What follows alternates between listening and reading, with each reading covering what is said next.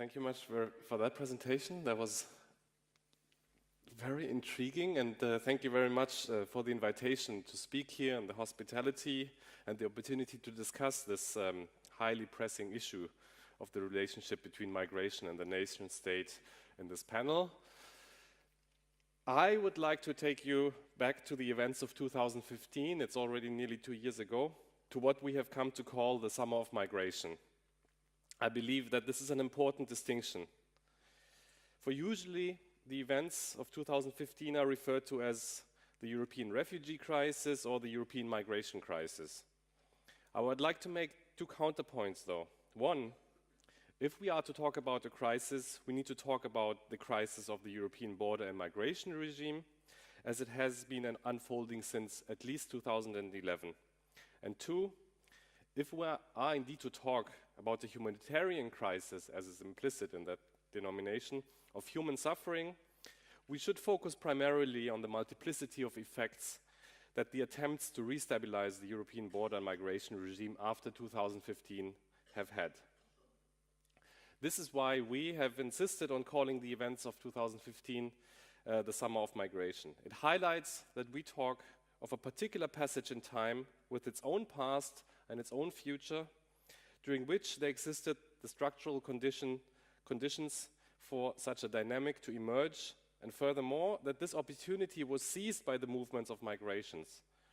It was these, indeed very particular movements of migrations of 2015 that opened up the borders of Europe, even though only temporarily, and claimed what they were denied, even though they were entitled to it. A space of refuge and relative safety, and thus a perspective to even have a future. In order to make this point a little bit more tangible, I would like to show you a few scenes from a short documentary. We Walk Together, a Syrian family's journey to the heart of Europe, which was published by The Guardian on the 10th of September 2015, a mere 6 days after the unprecedented March of Hope, when thousands of refugees and migrants stranded at Keleti train station in Budapest, Hungary, who took to the streets and started walking towards Austria. The March of Hope ultimately led to the opening of the Austrian and German borders for these refugees, and many thousands to follow. The March of Hope, which unfortunately has already faded from public memory, is the tipping point of the summer of migration, when the hitherto invisible migrations become highly visible and thus politicized. The documentary itself follows one particular family as they march towards Austria. To this end, the documentary pursues a rather standard narrative, focusing on a few individuals and their story of plight, hope, and redemption as they finally arrive at Munich train station, images you might still have in your memory. Also, the soundtrack contributes immensely to highlighting the viewer's empathy and emotional state in general. It's difficult, I say, to watch the documentary without shedding at least one little tear. But I would not like to reproduce this narrative here, as uplifting as it might finally be. What really irked my interest is that underneath this narrative, we can detect subtle traces pointing at hidden figures and connections. I will show you 2 excerpts from the documentary. The first shows the march starting in Budapest at the train station, while the second is during the first night, so a couple of hours later, on the highway about 40 kilometers outside of Budapest, where the march comes to its conclusion, as you will see. Can we have the video? ناقصنا كل شيء، حاجة النوم بالشوارع تحت البرد وأطفال صغار. بدنا نمشي نطلع على النمسا. يلا نمشي يلا. حمود بسرعة.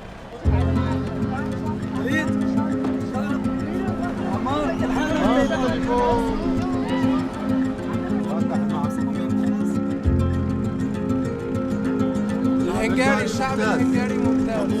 أما حكومة إن شاء الله يلا.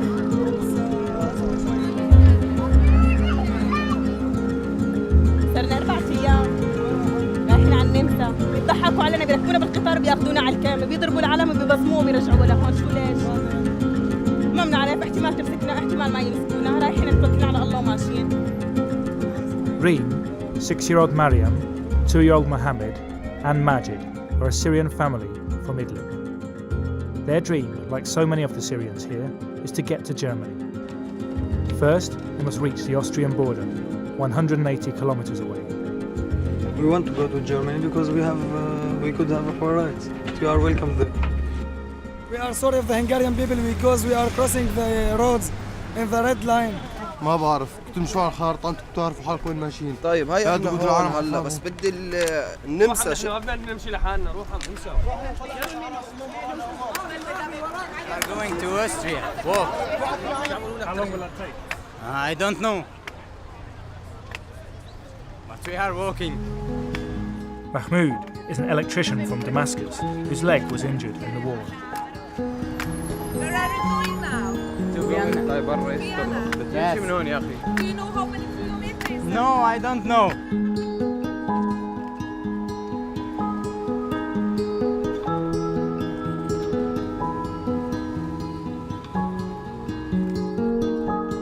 It's beautiful, and this is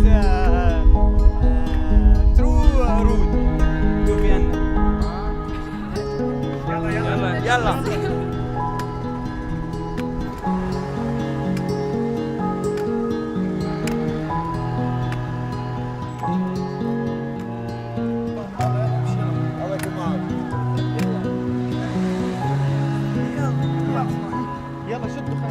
Sit down.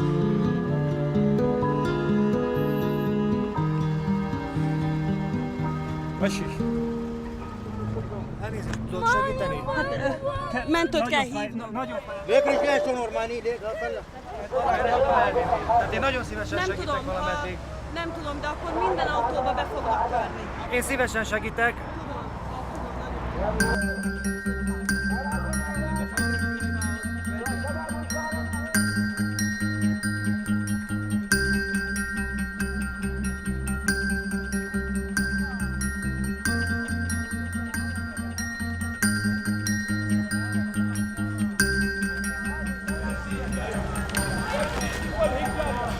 What do you think of the end of this movie? Just like the romantic movies. And the couple have children and they live peacefully. تعبانين بس مبسوطين. تعبانين بس ما لنا حاسين بالتعب، المهم انه احنا حنوصل على النمسا، من النمسا حنوصل على المانيا. يعني قد ايه حتكون 8 ساعات 10 ساعات؟ نحن اوكي. ليك رجعت نورماني يا اخي الباصات ما هي اذا اخذونا على الكم ما شافونا الوين. ما انتوا ابد يا زلمه شككتني بحالي والله مو منطقي. وين الضمان؟ وين الامم المتحده؟ لا تسخوا وما في صحافه. لك هذا يا اخي الطريق والله 40 كيلو 40 كيلو طلعنا صفيان والله صفيان. اخي بنكفي مع بعض ونمشي مع بعض. شوفوا مسير شوفوا هذا مين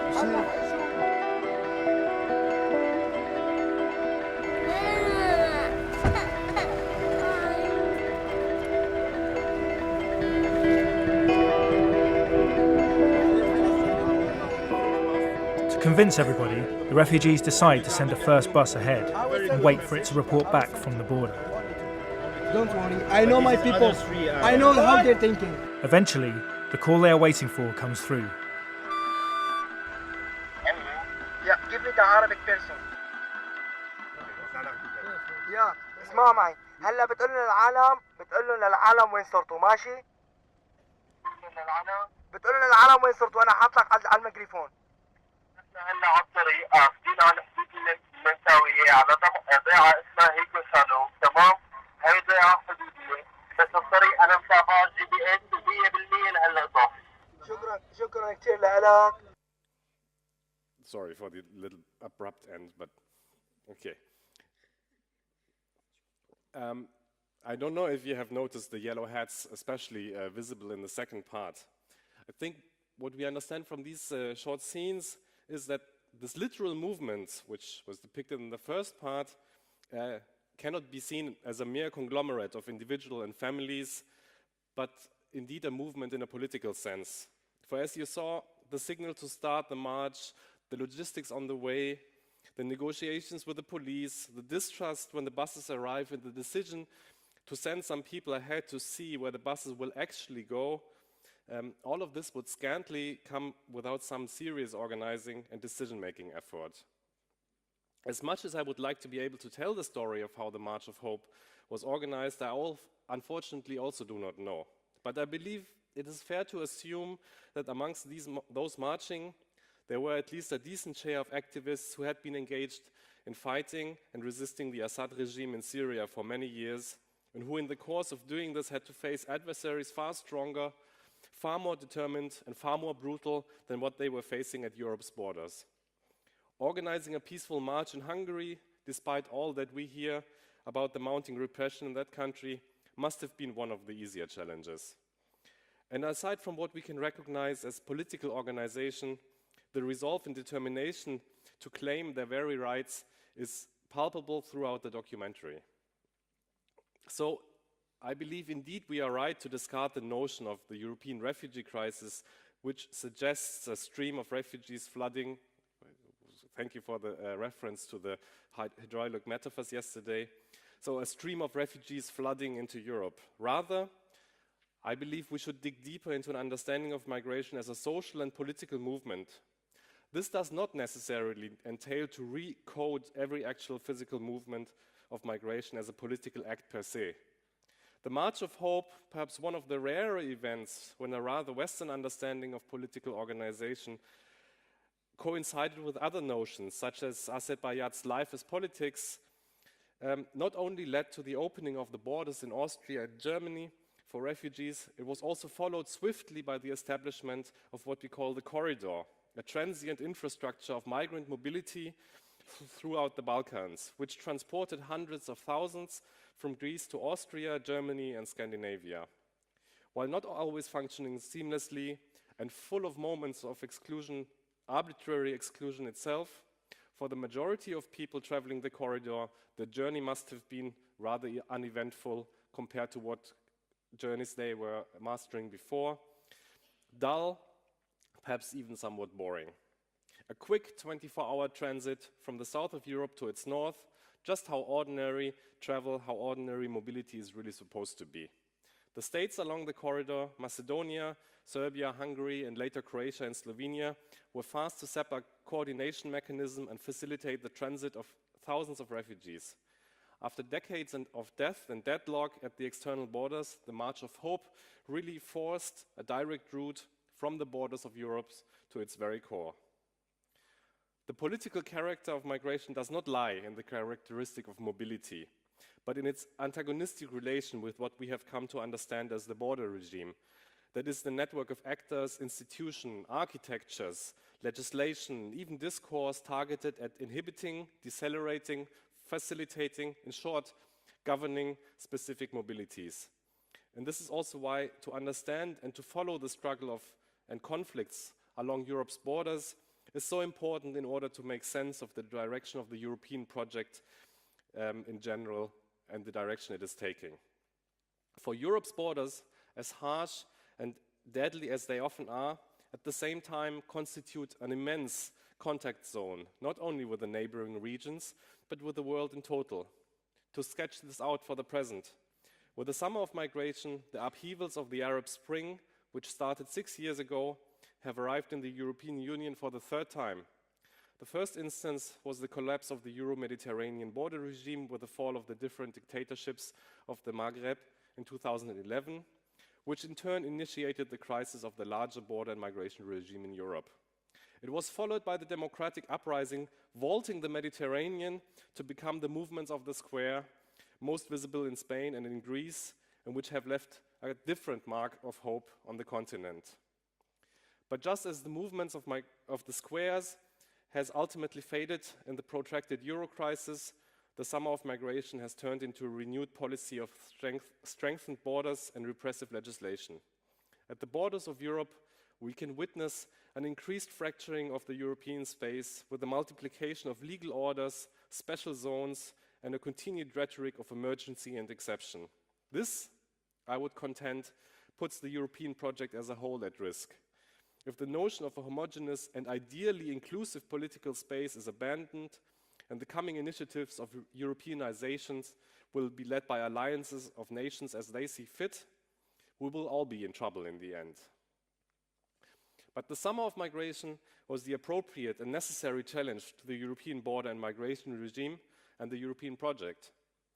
The supranational EU, itself grappling with defining its relation to the national state, is based on the internal principle of freedom of movement. It was and is the necessary precondition for the European project, and at the same time redefining inner European migration as simple mobility. Now, I would say a similar discussion about the relation between the EU and the globe is necessary. For this relation must not be governed by the rationales of the highly selective border regime governing Europe's borders and Europe's contact zones today. Thank you very much.